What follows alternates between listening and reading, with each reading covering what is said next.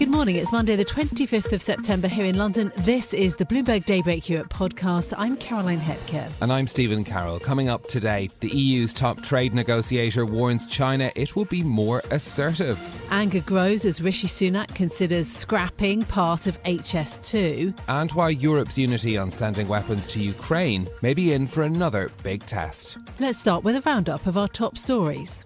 The European Union's chief trade negotiator has warned China that the EU will be more forceful in upholding fair competition and defending its interests. Valdis Dombrovskis says the lack of a level playing field and wider geopolitical shifts have forced the bloc to become more assertive.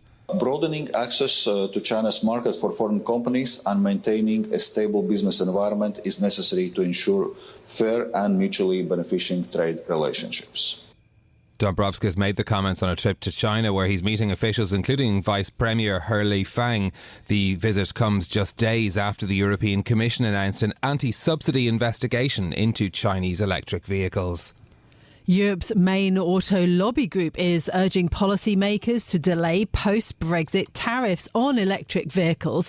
From next year, EVs traded between the UK and the EU will attract a 10% tariff if less than 45% of their value comes from the bloc. The European Automobile Manufacturers Association wants the EU Commission to push back the charge. Failure to do so could reduce production by close to 500,000 cars over 3 years.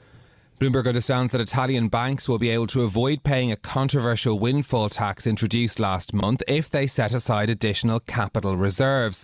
The proposed amendment also changes the basis for calculating the levy to a percentage of the lender's risk-weighted assets on an individual basis instead of their total assets. The new draft represents a compromise by Giorgia Meloni's government following a slump in Italian bank stocks and criticism from the ECB since the measure was first announced in August. Former Conservative Prime Ministers, business and university leaders are warning Rishi Sunak against derailing HS2, the £100 billion rail project. Cabinet Minister Grant Shapps says that it would be irresponsible to plough money into the infrastructure scheme as costs soar. We saw not just with HS2, but with our pace of change with net zero, that just because the media says this must be done, just because some people will say, these are the popular things to do, he's prepared to do difficult things. Shapps' refusal to deny the plans added to speculation that the government would ditch its own flagship infrastructure project. It comes as Prime Minister Rishi Sunak seeks to radically reset his premiership as his popularity polls at an all-time low. In the United States, Republican hardliner Matt Gaetz says he's ready to shut down the US government over budget talks. The party are at odds internally on a government funding plan in the House of Representatives. Representative Garrett Graves says Gaetz' push to tie border policies into funding is counterproductive. If you want to empower Senator Schumer, if you want to empower Joe Biden, then what you do is you let government shut down. You don't pursue a continuing resolution. You don't pass the appropriations bills. That is the liberal solution. Graves is an ally of the Republican leader of the House, Kevin McCarthy, who struggled to control his party that holds a single-digit majority in the lower house. McCarthy has until the end of the week to find a solution or the government will have no funding. Meanwhile, Hollywood studios and screenwriters have reached a tentative deal to end a months-long strike. The Writers Guild of America, which represents Hollywood movie and TV script writers, walked out in May over pay and protections from the use of artificial intelligence. The industry has been at a virtual standstill in recent months, with actors also on strike since July, citing many of the same demands. A NASA capsule containing chunks of an asteroid that may hold clues to the development of our solar system has landed in the Utah desert after a 7-year space mission. The OSIRIS-REx mission was launched in 2016 and scooped up a large sample of rocks from a near-Earth asteroid 3 years ago. Cosmochemist Dr. Natalie Starkey says it marks the first mission of its kind. We don't have any other samples that can tell us about those times. And the important thing is they're pristine because they haven't been through atmospheric entry. They're going to be looked after in this capsule that's come back from the spacecraft. And they're just the perfect samples that we could hope for. Dr. Natalie Starkey and others believe the rocks could also help inform future missions to asteroids. The samples have been taken to NASA's Johnson Space Center and could be opened tomorrow. Now, those are our top stories. These are the markets. The MSCI Asia Pacific Index is down by 0.3%. Stock futures for European trading on the US Stocks 50 futures down 0.2%. And 10-year Treasury yields trading at 4.46%, up 3 basis points. Caroline, are you an Alexa user? Do you use smart assistants? I must admit I am, yes. I've got at least 2 in the house. I am. I don't consider myself a Luddite, but it's one of the technologies that I have not adopted. I don't use voice assistants in any way. Yeah, I don't know whether it's paranoia over what's being listened to or that I just don't see a use for them necessarily. No, I can understand that. No, and I do. And I also see, really, given the leaps in artificial intelligence, why Bloomberg opinion columnist Dave Lee has written a story about what the point of Alexa actually is. I mean, I must admit I use it for very basic things like a timer, and Dave Lee is talking to the boss of Amazon's Alexa unit about actually what more this device is meant to deliver. I thought it was interesting that talking about maybe it becoming a subscription service. Yeah, exactly. So Dave Limp is actually leaving Amazon at the end of the year. So this is sort of an interview about where the technology is going next. Very much worth reading from our Bloomberg opinion columnist Dave Lee this morning. OK, let's turn our attention then to the big picture, to the EU's chief trade negotiator, who says that the bloc will become more assertive when it comes to trade with China. Valdis Dombrovskis says that China's lack of reciprocity means that the 27-nation bloc wants to reset the relationship. This, of course, after the EU launched an anti-subsidy probe into Chinese electric vehicles. Joining us now to discuss is Bloomberg's China and Government editor Jill Deasis. Good morning, Jill. Dombrovskis is in China then for these high-level trade negotiations and talks, including with the Vice Premier He Lifeng. The EU is clearly concerned about trade with China. Hi, Carolyn. Yes, I think it's very easy to say that. I mean, look, this is an incredibly important trading relationship. I think the EU as a bloc is one of the largest trading partners for China. This is a relationship that involves some $900 billion or more in bilateral commerce. So, yes, I think there's quite a lot of concerns here, especially if you look at the trend over the last couple of years. China is exporting more to the EU, but imports aren't really keeping pace there. So I think that there's a lot of concern within the EU just kind of about how the dependency looks, what they can do to kind of de-risk and ring-fence some of their operations. And that's what we saw spill over into, for example, this whole Chinese EV probe here. I think that that's, sort of a this consequence of the push that Chinese electric vehicle makers have made into the European market, and then what that actually means for a lot of EU companies as well. And so all of this is kind of the backdrop to Dombrovskis visiting China over the last couple of days and kind of working through some of these high-level talks. What sort of sense do we have of the reception these remarks might get, given what China has said previously about some of the actions like that EV investigation that the EU has launched? Yes, well, I think that at this point, easy to see that that China has obviously not been very happy with a lot of the EU's more aggressive remarks. This idea of them taking a stance. We haven't actually had official reaction to this most recent speech Dombrovskis gave this morning. This was a speech, according to prepared remarks that he gave to Tsinghua University in Beijing. But we know that he's been meeting a lot with Chinese officials over the past couple of days. He's actually supposed to be in this meeting with He Lifeng, the vice premier, at this moment. So, I mean, this is a very careful and considered relationship. I'm sure we'll get something more public out of China right now. But yes, they have not been happy about that EV probe. There's a lot of sense within China that this is sort of unfairly targeting Beijing rather than being something that's a little bit more, sensible and maybe not as politically charged. But yes, you can see just from those types of remarks in the past over this EV probe how charged this really has become. Yeah, absolutely. So then what about the next step, the idea of a summit between President Xi Jinping and the EU's Ursula von der Leyen later this year?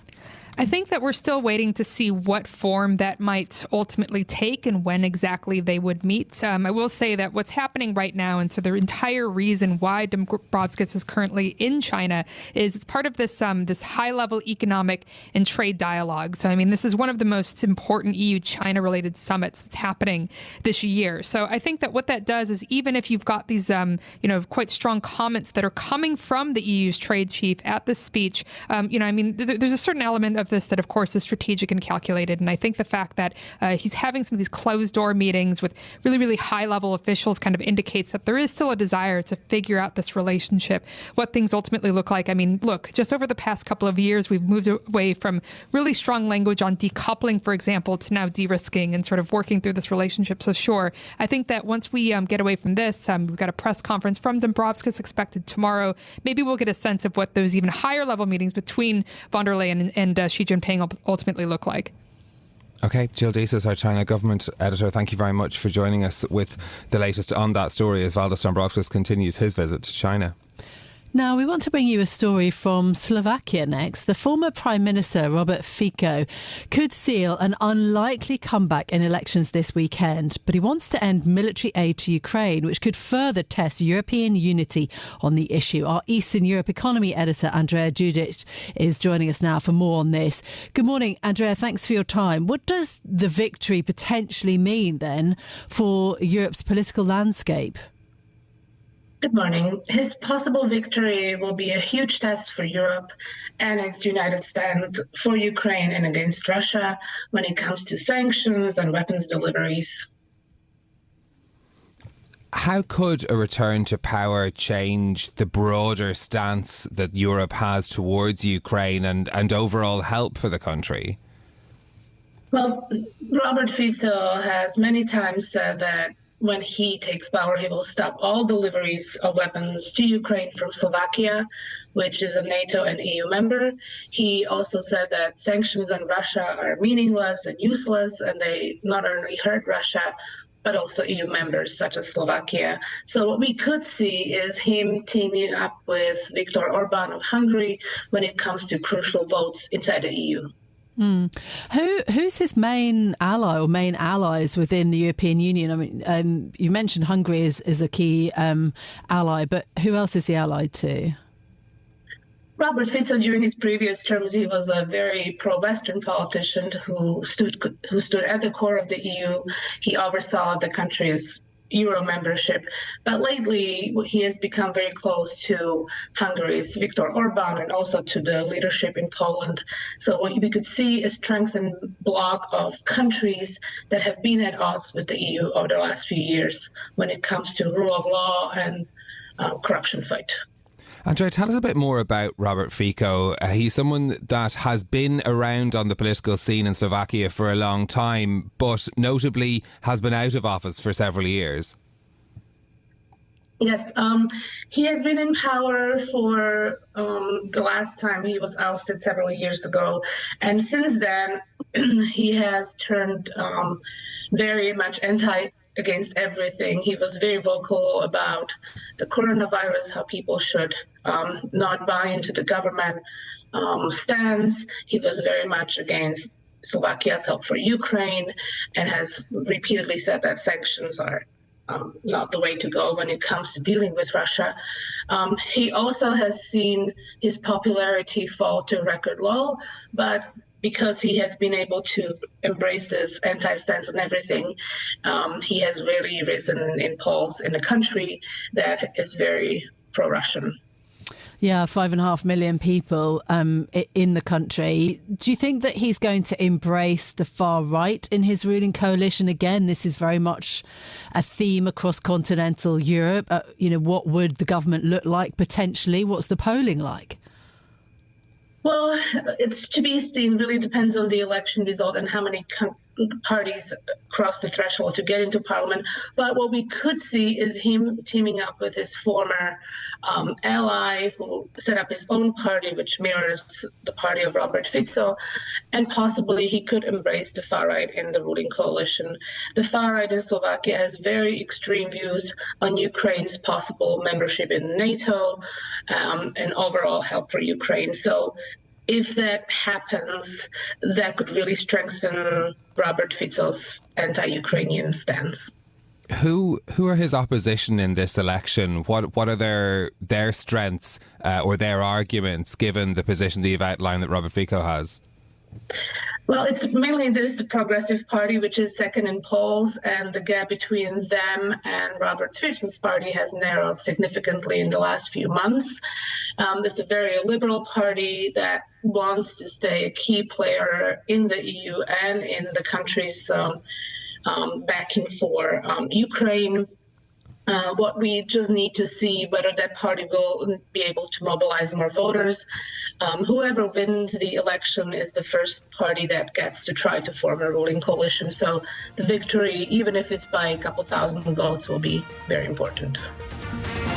This is Bloomberg Daybreak Europe, your morning brief on the stories making news from London to Wall Street and beyond. Look for us on your podcast feed every morning on Apple, Spotify and anywhere else you get your podcasts. You can also listen live each morning on London DAB Radio, the Bloomberg Business app and Bloomberg.com. Our flagship New York station is also available on your Amazon Alexa devices. Just say, Alexa, play Bloomberg 1130. I'm Caroline Hepker. And I'm Stephen Carroll. Join us again tomorrow morning for all the news you need to start your day, right here on Bloomberg Daybreak Europe.